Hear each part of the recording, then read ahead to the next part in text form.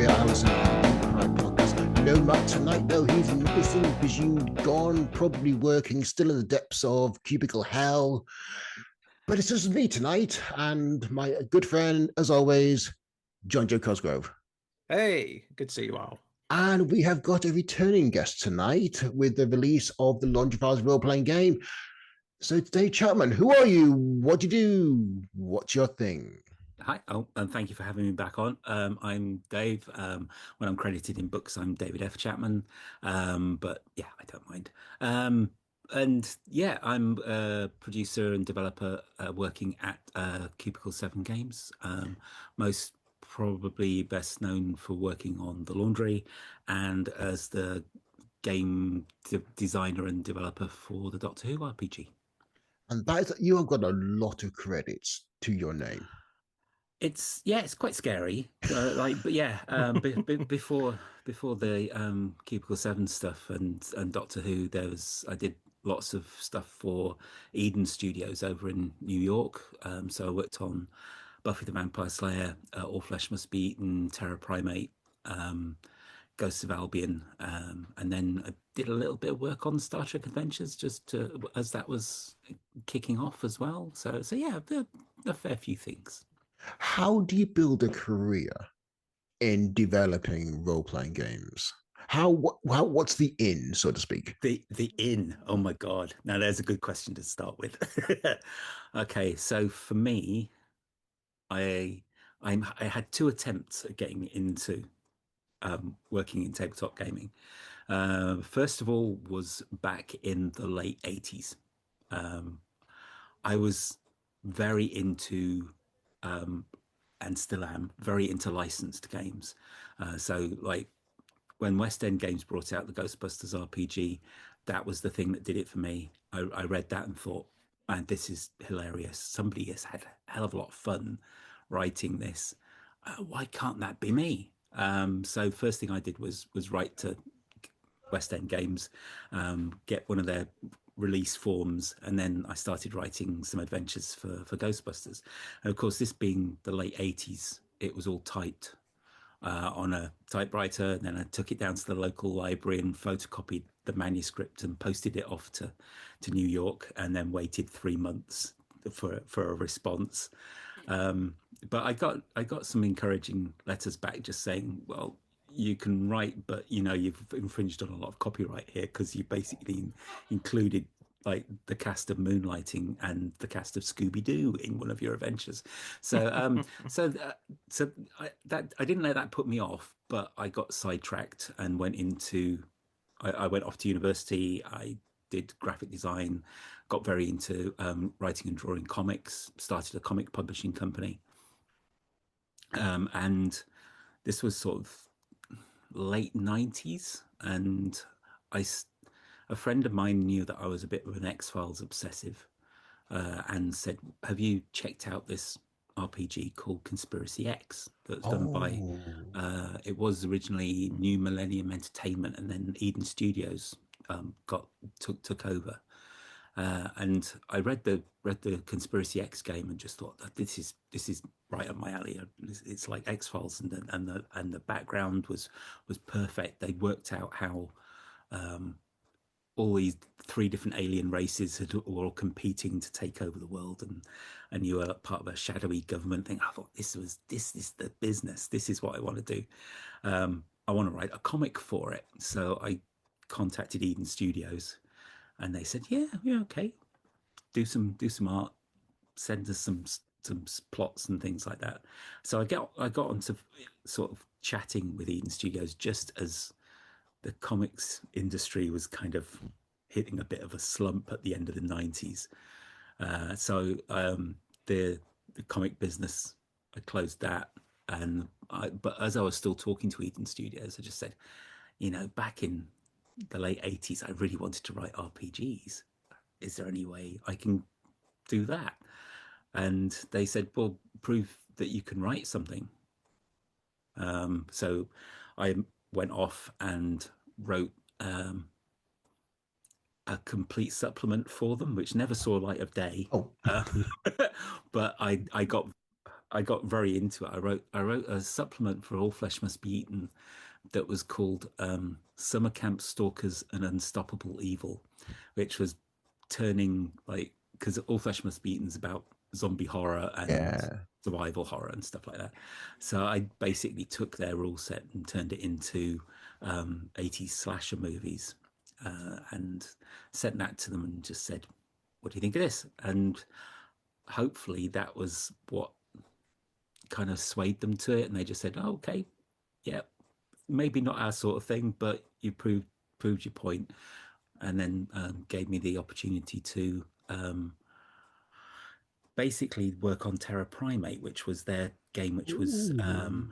trying to be Planet of the Apes, but it was different types of Planet of the Apes. So it was very based on their All Flesh Must Be Eaten, where they had zombie worlds, and Terra Primate had different versions of Planet of the Apes or and things like that. But they had a writer had written the ape worlds, so to speak, as they were called, and they had their rule set from All Flesh Must Be Eaten. They just needed somebody to basically merge the two together and re-edit it and do all that. So that was my first credited work Yeah. was with them. Yeah, I mean, mostly you fact you managed to take an existing rule set and adapt it into a functioning system for another genre completely is, a testament to your talents. I mean, I can't think of many people that can do that. Because I mean, usually a system is designed with a specific theme, a genre in Mm. mind, but to kind of adapt an existing one to a different genre is. It's kind of become the thing I do now. Really, it's like Conspiracy X was another one. I because I loved the setting, Yeah. but never really got on with the rule system. It was a really complicated rule system. Was the first edition, and I remember pitching to George Vasilikos at Eden and just saying, "Look, you've got All Flesh Must Be Eaten and Buffy and all that kind of using Unisystem. Why shouldn't we do a second edition of Conspiracy X using that?" And I managed to convince him into letting me redo that as a second edition. So that was again taking 13, 14 supplements for Conspiracy X and turning them into 4 books for a second edition and plugging in a different game system. And again, that's kind of what happened with the Laundry as well. It was a case of his like all these books that we've already done for the first edition, take out the basic RPG system from Call of Cthulhu and plug in what was the Soulbound system. Yeah, I mean, and I find this system you have for the second edition of the laundry files feels much more streamlined and in keeping with the laundry files itself, the books. Because It's like very fast, isn't it? exactly, it's very fast, it's very fluid. It kind of puts a story first, and it adds as a foundation for the story rather than replacing it. Yeah. And I mean, the first edition of the laundry files was Call of Cthulhu, but Yes. with a sort of laundry files overlay. Yeah. Yeah. This Definitely. feels more like a system and a story brought together to deliver a laundry files experience. Awesome. That's kind of what the brief was. So that's really good. I'm glad you like it like that. No, I am a massive fan of the Laundry Files books. I've just read A Conventional Boy by Oh Charles yes. Stross, and that I had a howl with that one. I mean, one of my first BBC articles was about this satanic panic. Oh yes. Awesome. So I knew all about it. Good, yeah, that's right. I remember that well. Oh yeah. So do And I. again, you just nailed that. I think something you said about the Ghostbusters, about how someone was having a blast writing this, Yeah. reading through it through the Laundry Files rule book. I'm reciting it out to my wife. Good, this is hilarious. Have you heard this? Yeah, you could tell you're having fun, but Yeah. also that you absolutely nailed the tone and themes and Awesome. style of Strauss, which I find is a lot. I mean, I know a lot of writers start out kind of imitating Mm. their favorite writers, and then they develop their own voice. But it's very hard to actually nail another writer's tone. Oh, excellent. Yeah, we had a lot of writers on this one, and a lot of very dedicated laundry fans. Podrick, another senior producer at Cubicle 7, is a massive fan as well, and I was double checking everything to make sure it was all like that. And then, of course, Charlie himself was very involved this time around, which was great. He he's he's been great to work with, especially because he knows his books so well, and he's done so much research for all the stories, so so much fine detail as well. I always relate the story. There's an adventure in the Black Bag Jobs reopened one. There's one which involves Russian agents assassinating and stuff like that. Yes. And there's a bit in there about a silenced pistol being used on a train station or something, if I remember rightly. It's been a little while since I've read that one, but I do remember the feedback I got back from Charlie when he read through, and he just went, "Well, if you really wanted to use a silenced pistol for this, it would be this particular type of one, which was made in this era and had this sort of tech connected to it, and it's the only one that wouldn't be noticeable and has an audible rating of this." And it's like, you've really done your research, haven't you, Charlie? I mean, I can tell. Charlie has a lot of knowledge in that cranium of his, and it is something. Many years ago, I was at Edgelit, the science fiction fantasy and horror convention in Derby, but it's famous focus on writers and books and novels. I was on a pub quiz with Charlie Strauss, and he was just a fountain of knowledge with me going, "Yeah, I'm just going to go with what you're saying because you know your stuff, mate." That's fantastic. Yeah, but yeah, he's been a great source of information and feedback on them as well. I mean, so what exactly was Charlie's involvement with the Longefiles role playing game? With the first edition, he did admit that he couldn't dedicate as much time to the first edition that he wanted as he wanted to because of personal reasons. But this time around, he's been a little bit more involved, thankfully, and most of the time it's just been a case of we submitted an initial outline, a proposal, broke down what was going to be in each chapter, what the assignments were, and things like that, and he'd feedback as to what felt like they suited the setting, and then we kind of went off and wrote it. And then once it was all written, we sent the first drafts off to him, and he'd come back with very detailed and analyzed, pointing out how wrong we were in various places and how we needed to fix bits. And so some of the feedback was minimal. There's one of the adventures that he came back and just said, "I wish I'd written that. That was great. No notes." And you remember which adventure it was? If I remember rightly, it was the Last Dimpley in Black Bag Jobs. Oh yeah, the new one. So yeah, he particularly liked that one, and nice. other ones he steer us back in the right direction, so to speak, to make sure it was more in keeping with the laundry.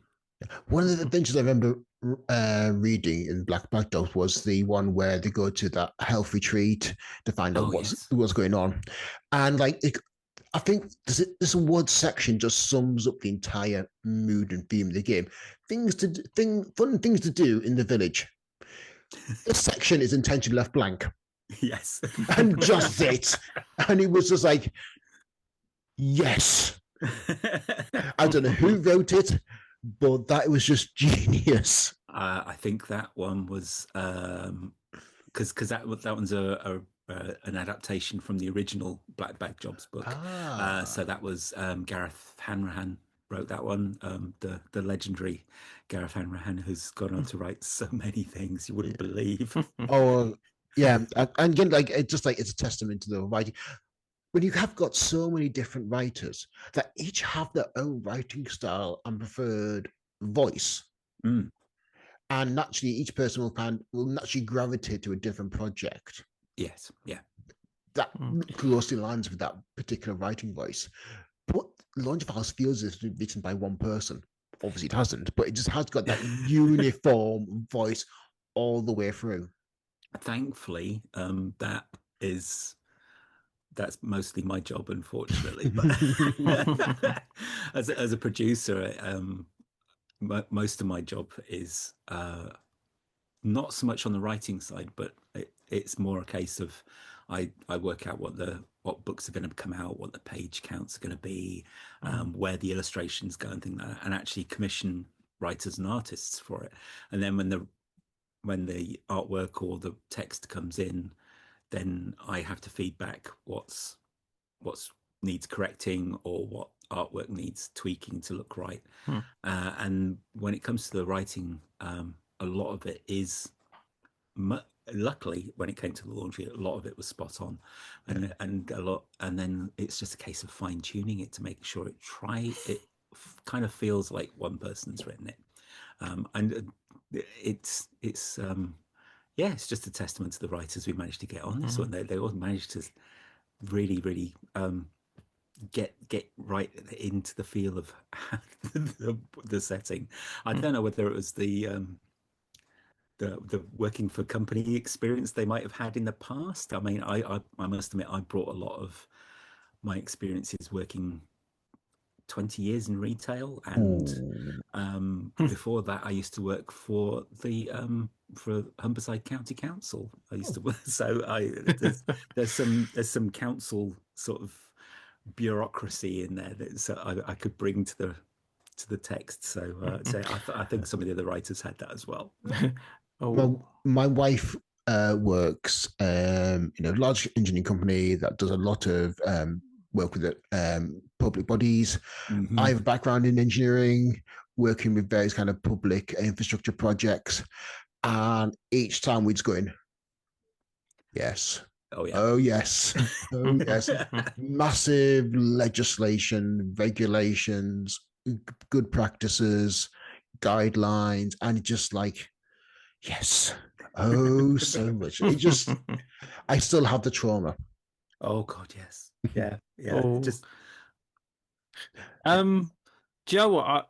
I think I've got to mention it because I know from what you were saying earlier, and I did do a bit of research. Obviously, you are involved a lot with Doctor Who, yes, and yeah. so I've I asked this from any person who I know who likes Doctor Who or has any involvement. Mhm. Who was your Doctor? Who was the one that was your first real interaction to that world? Okay. So there's I always get asked who's your first Doctor and who's your favorite Doctor. That's And always the one that. Oh, why is your actually, favorite Doctor number seven? Oh, good choice. Good choice. oh, Um, first Doctor will showing my age again now. My first Doctor will have been Pertwee, so it'll be third Doctor. mm, I didn't quite get what I was watching, but my mum was a big fan of Pertwee. I think mm. it's a holdover from the Navy Lark and things like that. So yeah, I think first thing I ever saw was Invasion of the Dinosaurs. I Oh, think was probably the first one. yeah. Um, so yeah, I watched it when it was Pertwee. I kind of stopped watching it when it was Tom Baker, mostly because it was Oh. too scary. I Yeah. yeah, I was a fragile child, and and yeah, some of the watch them all now and think they're brilliant, but as a kid, Yeah. the Hinchcliffe Holmes sort of dark gothic era of Tom Baker was just a little bit too scary for me. Yeah. Um, Yeah, I think I'll say about like Tom Baker because I've watched Odd Stories, but then I recently for the first time, well, I say recently, about a year ago now, I watched The Pyramid of Mars, which I'd never seen before, but that does get quite dark, that episode. There it's is great. it's good. It's very good, but it was one of them episodes that I'd always seen clips of, but I'd never watched the whole thing properly. Hmm. I guess I'm assuming, do you still watch Doctor Who now when it Oh yeah. so the return of Sutek from last year was Yeah. actually done quite well. Mhm. I quite enjoyed that, and the idea that she had Gabriel Wolf as well, and Backer's voicing the character in his 90s, but still sounding Oh yes. brilliant. Oh But God, yes. but I mean, you saying that you found that like Doctor a bit frightening when you were younger. Mm, When you've got a character like that who probably you remember from in your youth to seeing now kind of yeah. thing. I mean, how does that go through your mind when you go, oh, this is bringing back memories. This is reliving a trauma. Yeah, that thankfully the new interpretation was so different. It was like, oh, it's fine. I can cope with this. This is good. But yeah, yeah. I mean, the later Tom Baker stuff, I started watching again when I think City of Death still my favorite classic Mm, story in general, mostly because like the Douglas Adams humor in there is just great. But yeah, I got very into the new series when it came back. Especially, I have a very distinct memory of watching the Christopher Eccleston finale. Christopher Eccleston, my favorite, of course. Um, but yeah, the two-part finale and there and thing, and that was the moment when I thought, man, this should be an RPG. And yeah, strangely, one thing led to another, and that's that's a yeah. great segue. I was just about to say, how did the RPG? It's like I remember that's pretty much done it. So Oh, yeah, so okay. so There's a so story if you want. okay, yeah, come on, let's hear this story. So we already know it's because of your favorite Doctor, Christopher Eccleston. Oh yes, yes, yeah. Eccleston was just brought such gravitas and humor to it as well. He just it was brilliant. But yeah, it got to the end of that series, and it was just as Conspiracy X had come out, and I think the other three books had just gone through Kickstarter. So we was getting towards the end of that, and I got this email from somebody who'd read the Conspiracy X books, just randomly out of the blue, just emailed me and just said, that's really good. We should get more kids into um, into playing RPGs. We need something that kids can associate. Uh, that's popular with kids at the moment that Mm, would interest them and get them into playing tabletop RPGs. And so we started bouncing ideas back and sort of ridiculous ones like James Bond and Sherlock Holmes and things like that. And then of course Doctor Who came up because um, yeah, we'd just finished watching that season, and the person on the other end of these emails was Chris Birch, who is now head of Modifius. But this was back when he was running a company called Joystick Junkies. He was making video game themed T-shirts and stuff like that, and he'd done licensing and stuff, that sort of thing in the past. And because I'd mentioned Doctor Who, he just said, "Well, I know somebody at the BBC," and so he said, "Leave it with me, and I'll go off and then next thing I knew, I was in a pub in London meeting up with Chris and Angus Abranson and Dominic McDowell, who were just forming Cubicle 7. Yeah.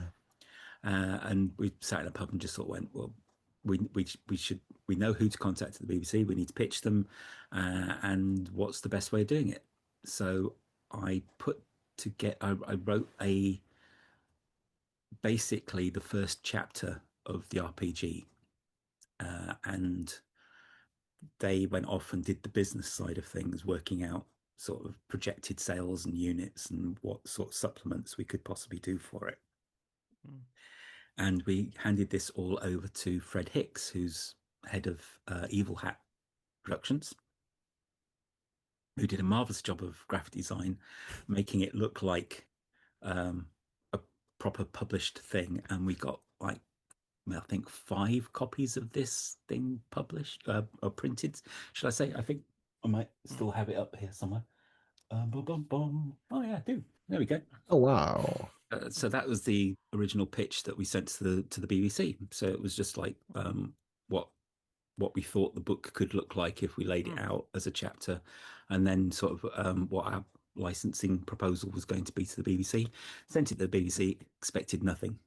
Just sort of expected there to be tumbleweeds, and strangely they came back and just said, "Yeah, come and show us what you've got." Mm. So we ended up in BBC Worldwide pitching things to them, and yeah. The BBC have a very particular when it comes to how the Doctor is presented. I've spoken to franchise authors that have written Doctor Who books and said, like, no, you can never have perspective from the Doctor. It always has to be the companion's perspective on the Doctor. It can never, you never get the a viewpoint of the Doctor. It's always someone else. I wondered, did you have any kind of similar guidelines when it came to the Doctor and the Doctor Who role-playing game? We had very specific things about how the Doctor was referred to and spellings of things and capitalizations of words, but otherwise they were pretty good with everything. We initially had a limitation of what we could publish because of IP. It was when we initially pitched to them, it was books, and I took along the Buffy RPG and said we basically want to do this.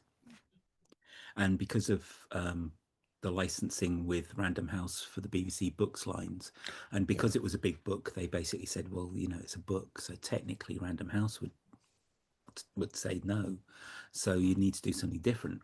But luckily, in the briefcase at this first meeting, I had a copy of West End Games' Xena and Hercules RPG, the boxed set with the dice in, and said, well, how about we do something like that? And that was what sold it to them. As long as we did it as a boxed set with dice in, they were happy. So that's why the first few publications for the Doctor Who RPG were all box sets. But other than that, they didn't have too many limitations, and that eased for us to go into books later. But that we've had a couple of things come back when we've pitched ideas for adventures, and we've sent them to them, and they've said, no, definitely not that, because, and then they've left it silent, and it's like, oh, I wonder why. And then a year later, it's like, oh yeah, well, they were working on that already. and we couldn't contradict with what they were working on. So yeah, because I think one writer I know about said he came up with this ongoing threat in his stories called "Be Quiet," the silence. And they go, and he didn't know what he just thought, the silence is coming. The silence is coming. He just had that through his books. And apparently the publisher went, no, you can't do that. And he finds out a year later, the silence, like, I think there's been a fair few things like that. It's like you ever remember when you saw a film come out, you think, oh, that film looks good, I've seen this advertised, and you go, hang on, this isn't the film that I thought I saw. Like when Volcano and Dante's Peak come out about the same sort of time. Yes, yeah. Because it always made you wonder how something that was so similar could be done twice. Yeah. And no one ever seemed to... It happened a couple of times. You had Armageddon and Final Impact as well. Yeah. And ants and bug lives and things like that. Yeah, so. bug life and ants. Of course, yeah. It happens. That's what I'm saying. It's some weird coincidences. Even one of the more recent ones was Babylon 5 and Deep Space Nine. Oh yes. But I'm not going to go into that whole conversation. Sorry. No. When the it could be a whole other conversation, but in 2004, when the Incredibles film came out, it was just at the time when the Fantastic Four was being filmed, and Fantastic Four had to pretty much rewrite and reshoot a load of stuff because there was a lot of things that Incredibles basically took the mick out of that was actually in that film. They're like, no, we can't have this. They've just made fun of all this stuff. So we're going to take out a lot of this material. We're going to redo this. So they had to reshoot, I think like something like 30-40% of the movie just to and it's amazing. Even now there's still a load of these things where something happens in one film and they go, well, we can't have that now, so we're going to have to reshoot it. We're going to have to redo this, and it's crazy that still happens. But say about the RPG. So there wasn't a lot of resistance. So you managed to get some sort of like free reign to it. Yeah. When you was doing Doctor Who, what was the ultimate goal that you wanted from the RPG? Did you want to have this as something that you could expand on so much over time? Pardon the pun. Or was it something that you wanted to do almost like as a, you know, see this as like one chapter and then move on to a different Contained project? experience. Yeah. Oh, I think we were just happy to keep it going as long as possible and have as many have you do as many different things as possible, because the series is a bit like that as well, Mm. because one week it can be like a historical thing and the next week it's something in deep space with aliens, and that's kind of the beauty of Doctor Who, though. It can always be something different from one week to the next. And then when we did the kind of crazy thing of doing 5e version of it as well with Doctors and Daleks, so now you can incorporate it into your D&D game as well, which is always a bit of a weird thought, but I've seen some people try and do it. I've seen a lot of 5e stuff coming out and 5e licensing, and getting to the point of, huh, Yeah. okay. I think the one of the list one is I think it's like Transformers, or is that Magic the Gathering, to kind of shoehorning in Transformers into 5e, and it's just like, okay. I mean, when you're talking about the Doctor Who role playing game, is you have got all of time and space as your canvas. Mm-hmm. How do you systemize all the possible iterations on technology, on landscape and environment, and basically make it so it does not overwhelm the poor story master who has to kind of run the game? Hopefully it's all down to keeping the game system as simple as possible. Yeah. Because the moment you start putting numbers on things, it makes it more and more complicated.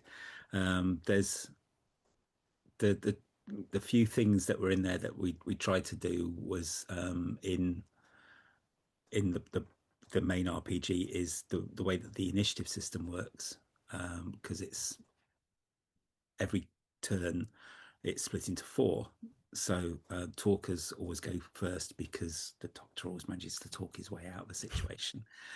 Runners always go next, so you have the opportunity to run away or run off and do something. Doers go third, so you have the opportunity to maybe flick a switch or do something with a computer or shut the doors or something, so you don't end up in a fight. And then fourth is always the people who are fighting, because like combat should be the last resort. So that kind of reflects the way that the TV series runs, so you can always talk your way out of a situation. And then when it comes to the bigger things, everything's handled thankfully through story points. So if you're getting injured or you could get injured, you can spend story points and actually avoid the injury. And it works the other way around. You can actually voluntarily get yourself captured by the bad guys to say you gain more story points, so you can use them later in the plot. And the GM can work with the players using these story points as like a currency, basically. So you can do something a bit more completely overpowered that your characters wouldn't normally be able to do. The big example that I always cite is the David Tennant story, the Family of Blood one, where he forgets that he's a Time Lord, makes himself human.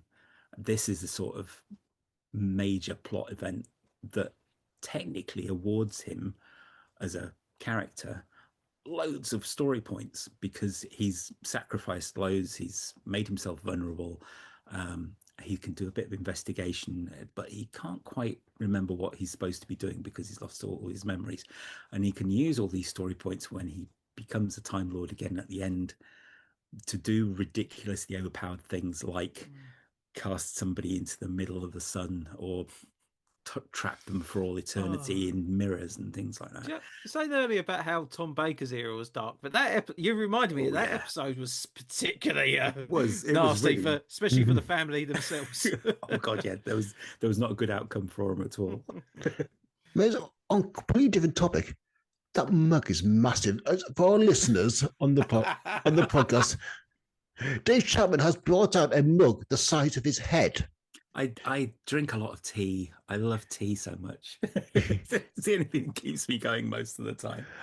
I'm with you on that one. I'm with you on that one. But I'd say I just have to say, and Yeah. when you've been working on so many different projects, Mm, do you have the kind of like a bleed over between one project to the next? How do you kind of stop your one mindset and trying to get another mindset for the different project? How did it's you juggle that in your head? really difficult. It's really difficult when up until a couple of years, well, up until about a year and a half ago, it was easier because I just looked after Doctor Who.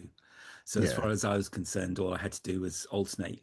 We were alternating between a book of adventures and stuff, a bit like Stitch in Time, or and a book that was more of a guidance one, like Adventures in Space. So you could alternate along those lines, and it was great because it was one system. That's all I had to worry about. And then along came the laundry, just to really confuse things. So it has been quite difficult to sort of manage two things at the same time. And then, of course, as the laundry's been winding down, yeah. I'm mentally working on the next project as well, which is completely different to both. Again, Can you say what it is? it was announced as a Kickstarter earlier in the year, although it is still quite early in development. Excuse me, too much tea. It's a game called Harrow Hill Point. It's a survival horror RPG. It's like a contained experience, so you'll get everything you need in one little set to run. Basically, what is a bit like Alan Wake meets Silent Hill, that sort of Oh, Oh. thing. you've just sold it to me. I don't need to know anything else. I am literally going to go on that Kickstarter and ask for yes, subscribe. So yeah, it's like small town America, sort of late 80s, strange mists, weird creatures, strange conspiracies, weird people live in the town, and yeah, Very Stephen King. yes. Oh God, yeah, Mm. I love Stephen King so Yeah, much. absolutely. Yeah, I mean, I mean, Alan Wake is literally Stephen King, Oh yeah. the video game, and which I am all for that. Oh God, yes. Mm. And strange characters as well definitely lend themselves to Alan Wake. That is Yeah, Yes. I mean, you got so many, and also lots of Norse mythology, Yeah. oh yes. which are Um come Oh, on, top on. funny enough because me and Pete, because I spoke to Pete ages ago about Alan Wake, and I said about how much I really enjoyed it, and I'm assuming now you have actually completed the game. I have indeed completed Yeah, Alan Wake too. and it's so good. It's so twisted all the way through to the end. But But do you know what? The one thing I have stuck in my head though is still that song from the old Gods of Asgard. yes. For it's Alan Wake on the TV show. Yes. That song honestly just keeps. I think it's because it's it's just such a like an odd break from the game, and then it's just like the whole dance sequence as Mm. well It's is so just. good. My wife bought me the old Gods of Asgard CD so I could Oh, listen to it nice. repeatedly. It's so good. Oh man, that's so Have you brilliant. played? Have you played Control, also by Remedy? No, no, I want to. I have That's seen so that's much of it. really good. It's set in the Alan Wake universe, Mm, and they also have the Old Gods of Asgard yeah. providing music. I really do recommend it. I mean, how do you when you're kind of preparing for a Mm. project such as this? How do you kind of almost research or get yourself in the mindset for that? Uh, oh, it is fine. You could kind of Google and say, "Hey, recommend some small town Americans, Stephen King like horror stuff." But for me, it was a case of um, watching things like Silent Hill, the Alan Wake walkthroughs, Mm. because I still haven't played the second one, but I have watched the whole walkthrough All right. because Oh, my fair enough. I'm a console generation behind, so I haven't been able to play it. Fair enough. Um, and then uh, watching things like It and Mm. a TV series called From as well, which is awesome. I've not heard that one. Oh, yeah, it's been running on the Sci-Fi Channel, Okay. um, and it's got Harold Perrineau from Lost is the lead Oh, role. oh, Oh, Hal Penny. Yeah, that's the Yeah. one. He's great, and yeah, it's just small town, but you can't escape it. And Yes, I know it now. Yes. Yeah. No. with yeah, Yeah. fantastic, fantastic. Love that series as well. Oh, well, okay. I know what I'm watching next. Really, really good, really creepy, and got really quite gory in the third season as well. Just to Oh, warn you. So, okay. Wife and I might watch it then. Yeah, I mean, I've been watching Sandman at the moment, and Mhm. that's a bit more kind of fantasy Yes, mm. than we're seeing, but kind of I think like when the kind of low scale version of it, where they're kind of looking at more kind of the human side of it, you have kind of got that weird American vibe, yeah. which seems to be what you're going for. Yeah, definitely.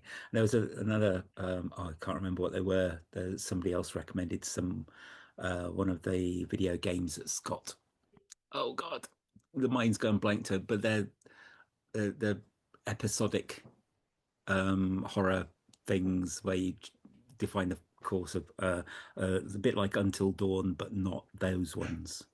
Oh, And You oh, the I know what ones you're about. There's like the anthology there? Yes, series. yes, I can't remember what they're called, but they are from the same guys. They're still from yes. the Supermassive. Yeah, quarry. Yeah, it was the second one that somebody it recommended to was me. there was Until Dawn and Quarry, but there was like a series of games that are only like about 4 or 5 hours long each, but Mm, they play like horror, but they're all like different subgenres of horror. yeah. They're quite. I can't remember what the series is called now. Do you know, I'm gonna have to. The horrible thing is, I'm gonna have to Google it now because it Oh will just no, play on my mind it's until gonna I bug. actually. It's gonna bug you until. But yeah, it's one that had Will Poulter in it. Yes. Um, yes, and Hmm. that was really good as well. But yes, I doing lots of those sort of things. So kind of almost immerse yourself in the genre and Yes. just kind of get a feel for the kind of the Dark Dark Pictures Anthology. oh Mhm. That's it. Yeah. It would have wound me up because I was like, I know I've played some of them games, but Yeah. it's when someone asks you, you go, I can't remember. No, It's, it just went but blank. I do love a horror video game. I really Mm, do. I um I mean I like Resident Evil games. They're really fun, mhm. especially uh Village and yeah, and whatever. Yeah. What was number seven? Oh, Biohazard. They are Mm, they are like truly good horror. yeah. Because they go back to basics. It's not all this complicated story with the zombie virus or everything to do with Raccoon City. It's just good old horror, bit weird, mutants, zombies, vampires, werewolves, whatever. It's just like, yep, they're there, Yeah. and yeah, so good. Although if it gets too scary, I give yeah. up.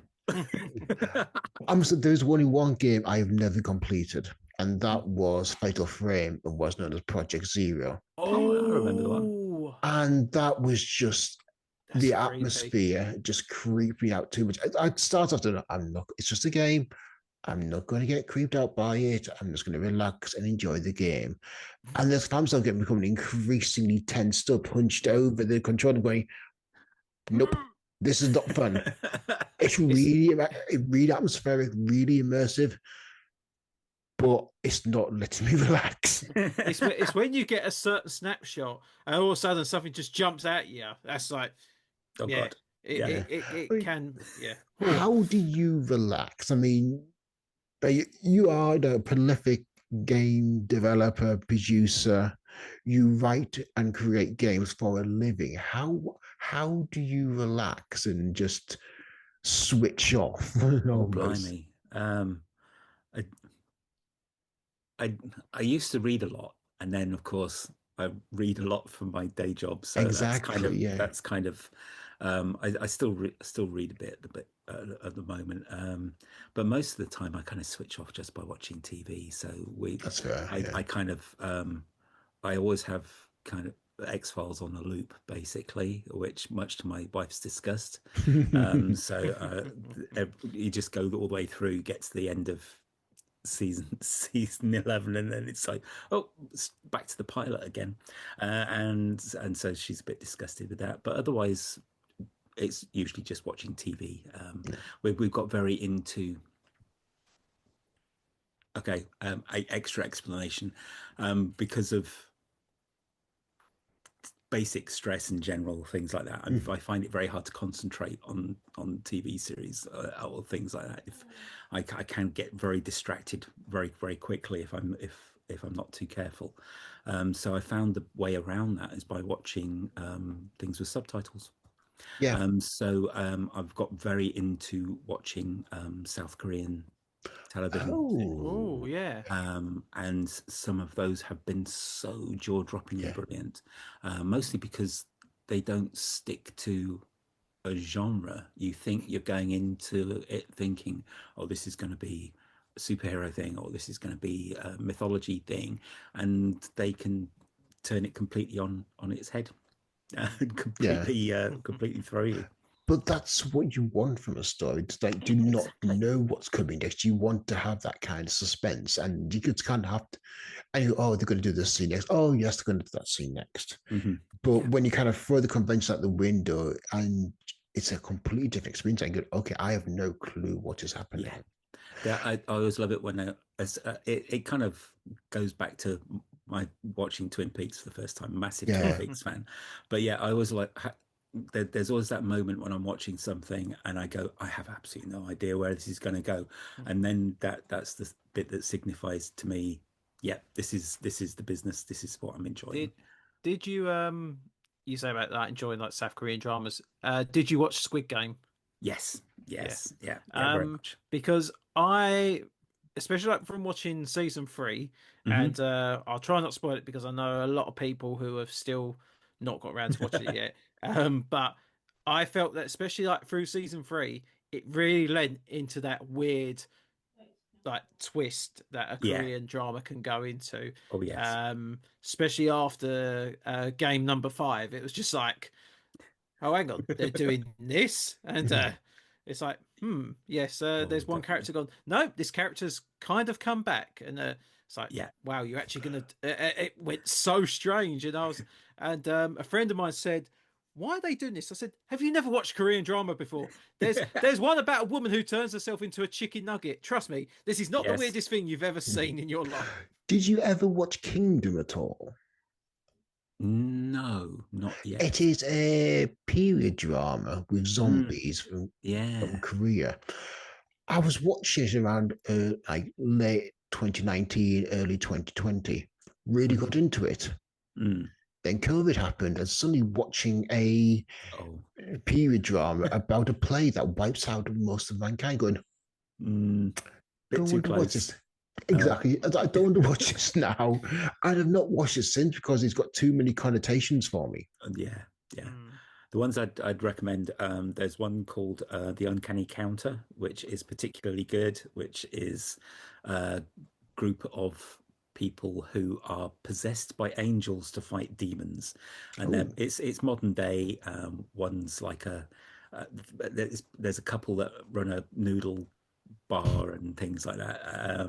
But yeah, they all team up and they all wear tracksuits, and the action and fight scenes in there are just put some of the American big budget movies to shame. And when it comes to something that's completely out there, there's a really good one called Behind Your Touch, which involves a vet who, through seeing a meteorite, develops the ability to read minds of people, but only if she touches their behinds.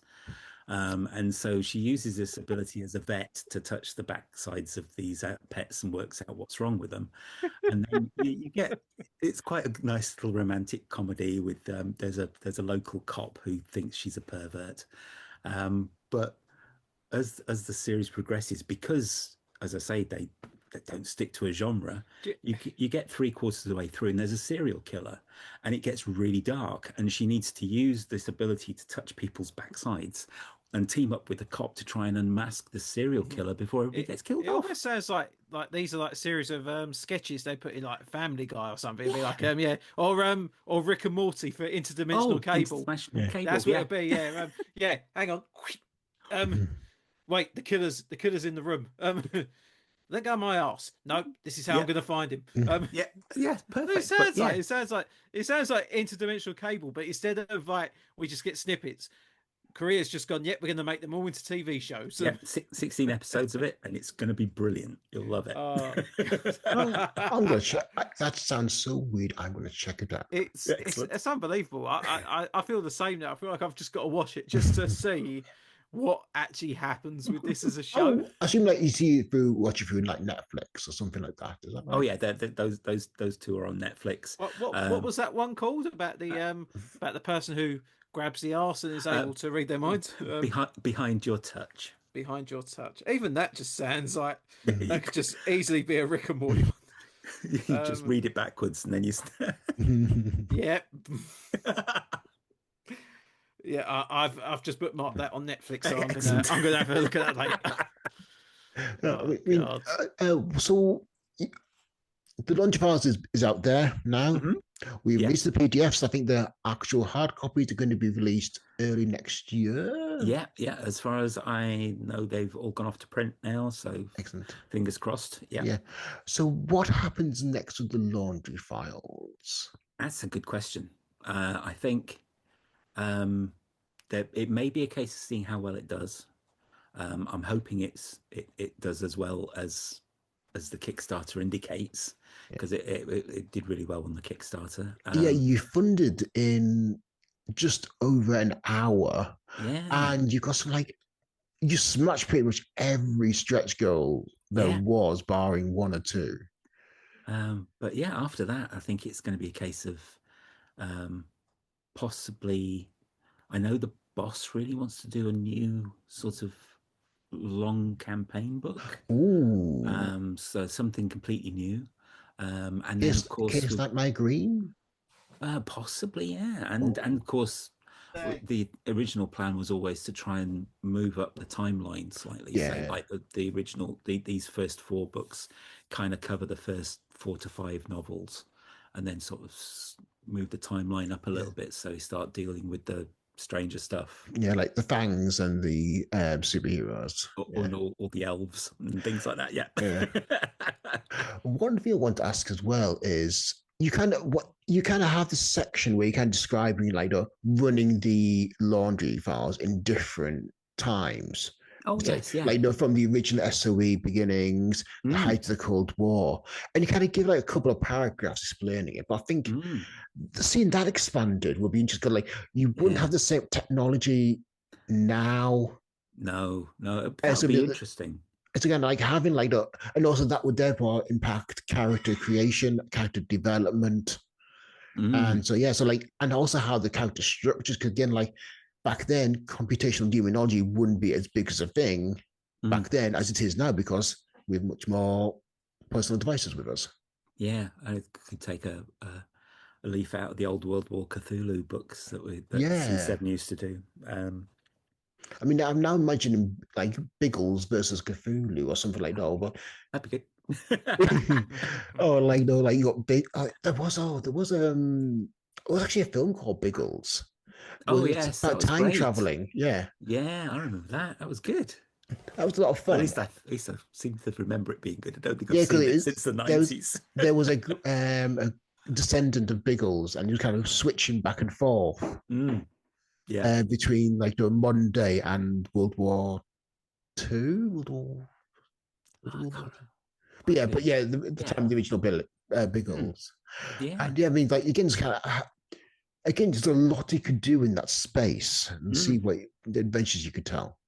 Yeah, I remember there being some talk about going back even earlier than that, so to before the laundry was even a concept, sort of doing sort of the John Dee sort of era as well. So, there's you never know. There's plenty of scope there, and then there's all those other source books from first edition that could do with an update as well, which is always how easy was it to adapt all the first edition stuff into the second edition. I mean, did you have like a conversion system, or was it just something we had to rewrite this rule? A lot of it, when it came to the rules, was a complete rewrite. Yeah. It was just really the fluff, for want of a better term, because as I say, a lot of that was Gareth Hanrahan, so that was just so nicely written. You just couldn't get rid of it. Yeah. So yeah, a lot of that will probably be a case of in future books, it's going to need a lot of rewriting. Oh dear, that sounds. That's so with some trepidation and mild despair. Oh yeah.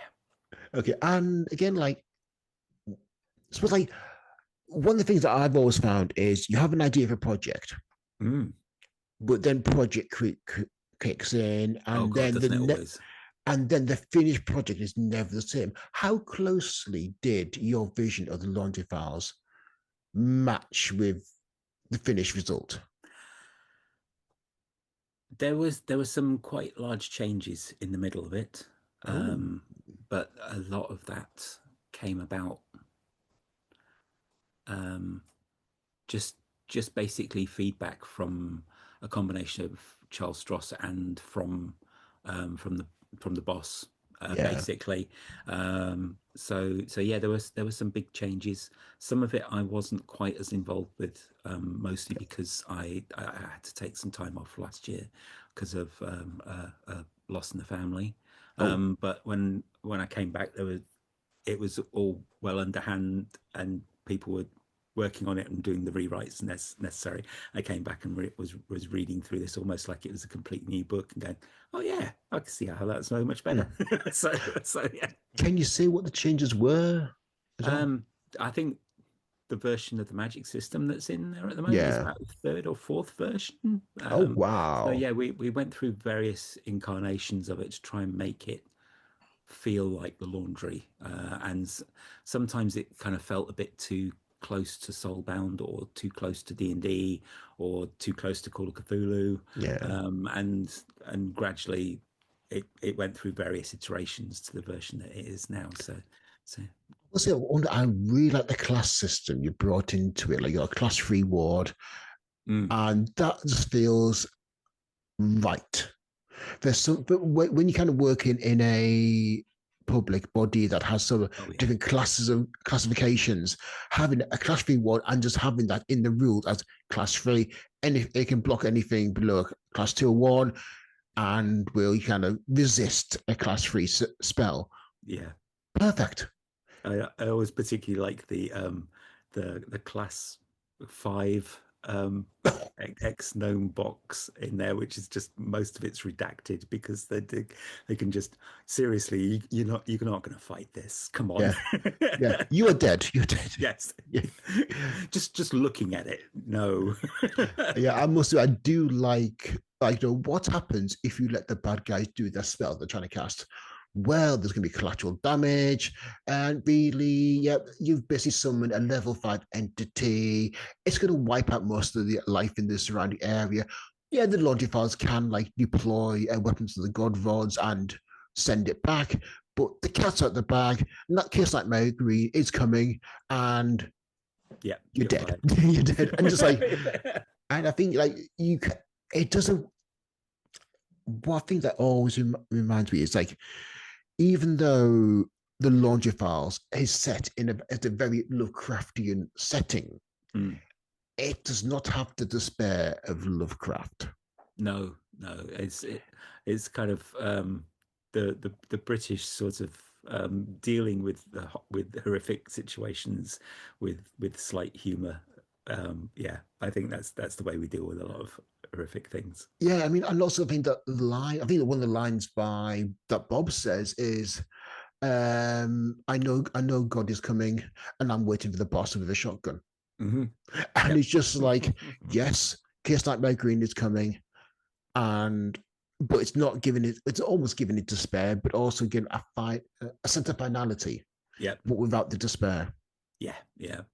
And again, you nailed that sense of, it's coming. Every time we read through, it's coming. we have to prepare for it. And I think one of the adventures is all about what do we do what do we need to do as a laundry to prepare as the laundry, and what does it mean if we do that? What's happened to our souls if we do enact all these kind of, and kind of like that makes good storytelling. That makes when you're kind of setting these questions but not giving the answer, you leave it to the players to kind of come up with their own answers. There's that grim fact of them converting all the security cameras to the Scorpion Stare network, and it's a great idea. We can fight loads of horrible, nasty things by turning them to stone, but the collateral damage, and it's really grim, and it's quite bleak and disturbing. But hey, let's have a nice story about concrete cows. Hey, cool. Well, I think good. One of the later stories, I think it was when the elves attacked. They activated. Spoilers for anyone that's not read book 5 or 6 onwards. But when the elves attack, they activate Scorpion Stare around Leeds, where the kind of incursion's taking place. Unfortunately, there's an anime convention taking place in Leeds, and Scorpion Stare sees all these weird dressed cosplayers and toast the fuckers. And Dave Chapman just falls into hysterics. I think we've got a name for the show. # toast the fuckers. It was, and just like, whoa. I mean, it's bleak, it's depressing, but it's also hilarious at the same time. But that is Charles Joss. He makes the most bleakest, darkest scenes have moments of hilarity. And again, that what you need that to tell a good horror. I mean, if you look at The Walking Dead, it is just remorseless terror, depressing, and I can't watch it because it's misery porn. With the Laundry Files, yet there's moments of sheer despair, absolute abject horror. The first book, The Atrocity Archives, has some truly gruesome scenes when the archives themselves, like, no, these kind of absolutely horrific machines. And then talking about kind of like, well, we're going to need to put all these into storage, class 5, better get the classification system in place, and just all talk about regulations, best practices, and just the humor. You need the humor to kind of balance it out, to have these moments of levity to kind of like give you a bit of a break and just kind of a contrast. Because when it is ongoing horror, then it just becomes a grind. Oh God, yes. So I mean, so what do you have next planned? I mean, you're working on this new game. Yes. And that's kind of dominating everything at the moment. Although I'm working on the game after that as well, but I can't say what that is yet. Really? Go on. You can. It is completely different to anything else I've worked on. Let's put it that way. Do you always look for something different? Because you go on these tie-ins throughout, but each game has always been a bit different. You got Doctor Who, you got Conspiracy X, which is different to X Files. You've kind of got Laundry Files, which is again quite different. Do you always kind of look for a game that is different to what you've done before? I kind of like the variety. I mean, I kind of struggle a bit with fantasy stuff, and which is strange considering, as in my youth I did nothing but alternate between RuneQuest and D&D. But yeah, I like a bit of variety and a bit of challenge, but certainly something that piques my interest, so to speak. But yeah. Why fantasy? I mean, I'm kind of say I dislike high fantasy because I don't like the magic. The magic feels too much like a get out clause. Whilst I put the lower magic, kind of the low magic, where it's much more. There's a cost to it. Yes. And I think, especially in high magic, it doesn't have that cost. It just feels too much to get out free. Yeah, I mean, I still play D&D, and most recently we've been playing a game called Aegean, which is up there, which is the mythic Greece one. But we've also been using that game system to play Mythic Vikings as well, which involved fighting off a zombie plague Nice. which was quite epic in as Vikings, which was great. And there was a little bit of magic involved in that, but not much. So that was good fun. So yeah, I don't mind playing it. I just don't know if I could write it. I don't think I've ever written anything Right. fantasy based. When you're kind of reading a game or kind of playing a game, do you ever find yourself kind of just like mentally reviewing it, going, I like that system. Oh, I would have done that differently. Oh God, yes. No, Yeah. well, not so much. I would have done that differently. More a case of, oh God, why didn't I think of that? That's genius. That's usually the thing. Yeah. Yeah, there's been a few games that have leapt out. I'm currently reading Invisible Sun Oh, because yeah. I've been umming and ahhing about it for years now, and then we went to UK Games Expo. My wife saw the hand that comes in the black cube, and she Oh, was yeah. really said, "Oh yeah, we have to." So I've started reading Invisible Sun and just going, "Oh yeah, that's cool." Because I used to be a massive Mage fan. Oh, I Mace Ascension. yeah, Oh, I yes. loved Mage. Yeah.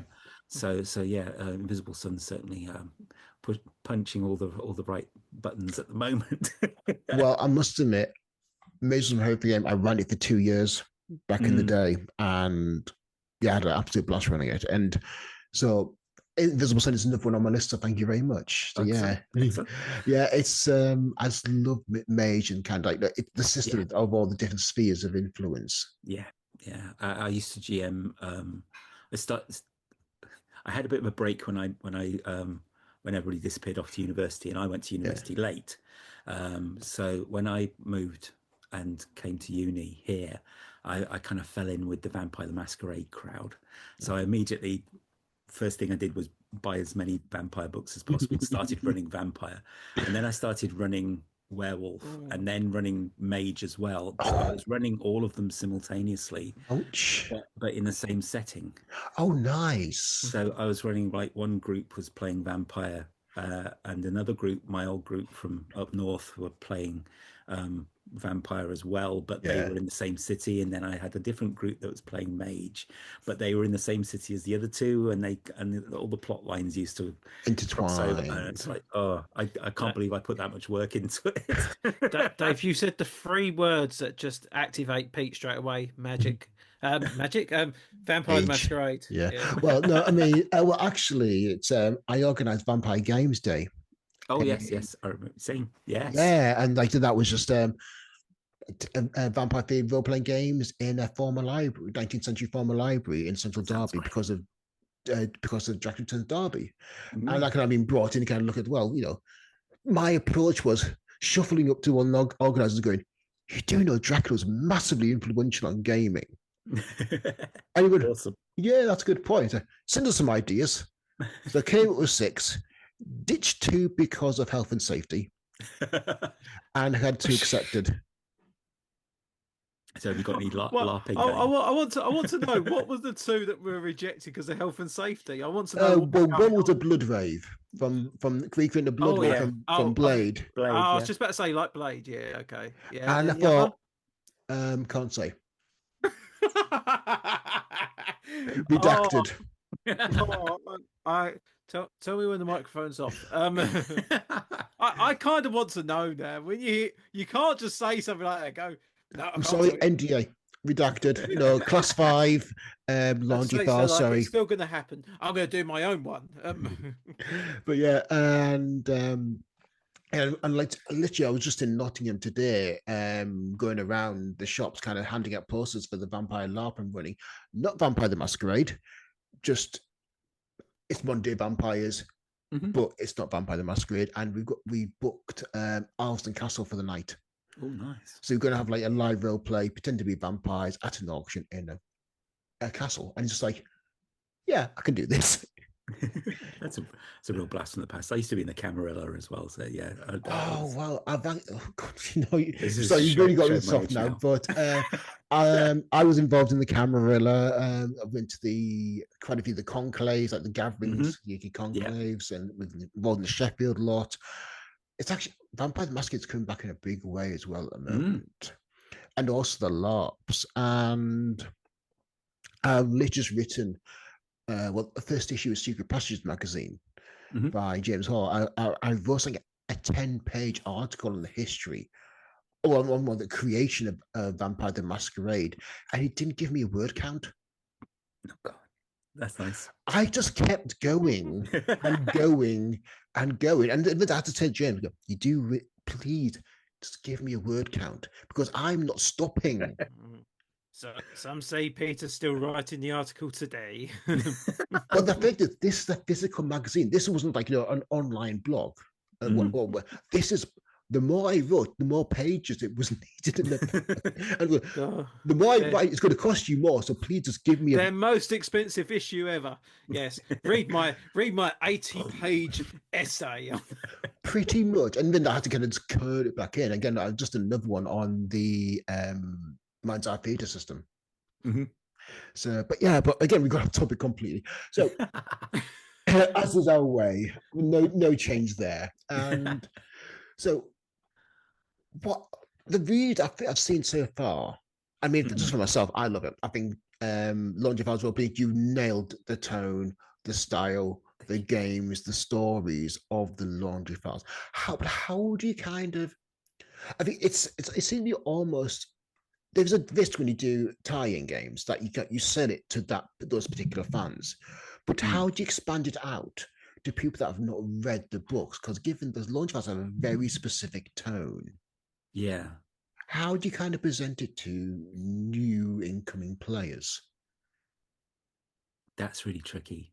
And a lot of the times it's going to be a case of you target the fans already because you've got a nice fan base to start you off with, and then the next thing is just making sure that it's accessible enough that people who might just have a bit of an interest in it but haven't read any of the books can still jump in and play and provide enough background information. Of course, well, as we say multiple times in the RPG, it's probably best if you read the books because they're darn good.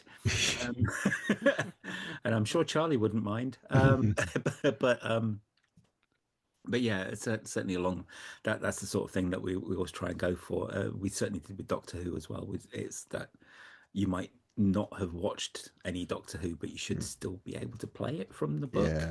And then hopefully it will appeal enough that you go off and try some of the original source material. Because when I kind of been explaining the role-playing game to friends, the Laundry Files, I don't mention the Laundry Files itself. I just say, okay, magic's real. It's computing, it's mathematics. Because we are the UK, we have regulations around it. And so basically, you work for a government body responsible for regulating unlawful magic. And then leave it at that. And then it can start introducing kind of the other elements, such as Blue Hades, Chaos Nightmare Green. It's kind of bringing in all these other elements. It's kind of building, rather than kind of like, there you go, 4 books, get read. It's more like, okay, you're the IT help desk, IT support help desk apprentice. You've just been onboarded into this weird government body responsible for regulating magic after your screensaver buried Nebraska. And then just kind of like, give them the fundamentals and also just kind of spoon feed them information as they go and just that seems to be the best way to do it. If the characters that you're playing are as unaware of the laundry as the players, then that's the good way of doing it. I saw a thing about there's an anime RPG called Break that does quite well. It's a tabletop RPG for that basically does anime and stuff like Final Fantasy RPGs. But one of the character options in there is you play a person from the real world who is thrust into the fantasy setting, and they illustrate it by, well, here's the mage, here's the barbarian, and here's the here's the ranger, and here's a guy in a business suit with a briefcase, and it's like, well, if you don't know the setting, this is the way to play it. This is you play it as a person who really doesn't know the setting completely. So it's that's one way of you could do it with the laundry, or even something as ridiculous as D&D. If you don't know what the innermost politics of Greyhawk are, you just set them as somebody who's never been there. Yeah, the outsider perspective. Exactly. Yeah. So yeah, doing that as for the laundry would work perfectly, and it's the kind of the trope that they use in TV. Just thinking of most things with the first episode is somebody new to a department, not like ER or X-Files or something like that. Well, even like The Walking Dead. Literally, the person wakes up from a coma. Yeah, completely thrown into the situation. Yeah, unaware of what's going on. Absolutely. And so, one last question, and I have to ask this because you've been working alongside Charles Stross on this. The Regicide Report is the final book in the Laundry Files. Yes. Can you say anything about it? And if not, why not?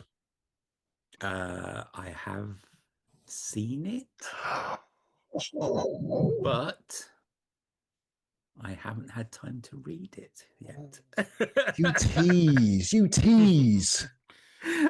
So I am unaware. The only bits that I had any information about are in the core book, but they are redacted. Much like your vampire ideas. Yeah. Fair.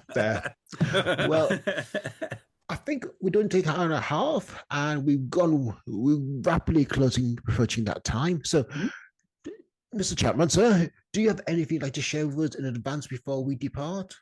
No, the only plug that I'd like to share in there is not Cubicle 7 related at all. So I'm sorry to the bosses for using this horrific plug in here. But 12 years ago, I started an initiative online called RPG a Day, which runs every August, and it kind of came about because I needed a distraction from horrific things going on, as well as the internet was full of lots of people moaning and saying that bad things about tabletop RPGs. And I'd just done a thing called Book a Day, which ran through one of the months where you have all these prompts. And I realized that I was doing all these prompts just to do one of these internet meme things, and half of the books that I was suggesting were all RPG ones. So 12 years ago I started this thing, not expecting anybody to take part in it. 12 years later, completely international. It gets translated into multiple languages. People from Brazil to Australia all take part. So August coming up very soon. Yeah. If you head over to there's a Facebook page, which is facebook.com/RPG a day, or if you go into my blog, which is autocratic.com, you'll be able to see all of this August's prompts. So they're single word prompts, just so you can do a blog post, make a video, do a podcast, draw an illustration. Every year we ask somebody to try and do this as interpretive dance, but nobody has. And basically you take that prompt and you try and just engage online in a positive way about how good RPGs are and how much fun you have with them. And we've had more complicated questions, and this time it's single word ones, but yeah, it's just trying to get people talking in a positive way about RPGs throughout August.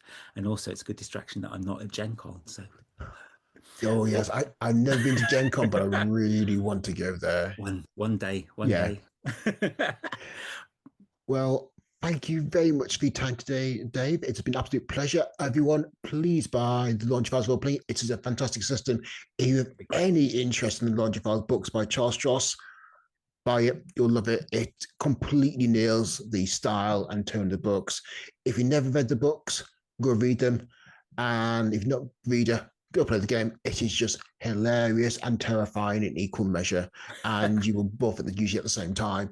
And it's just a brilliantly well done, well designed, and an absolute pleasure to read. I mean, there's a lot of role playing games out there that feel dry and bland, but this is actually fun to read, and you do not get that very often in this industry. So, yeah, this has been Peter Allison saying thank you very much, and have a great time. And joining me as always is JonJo Cosgrove.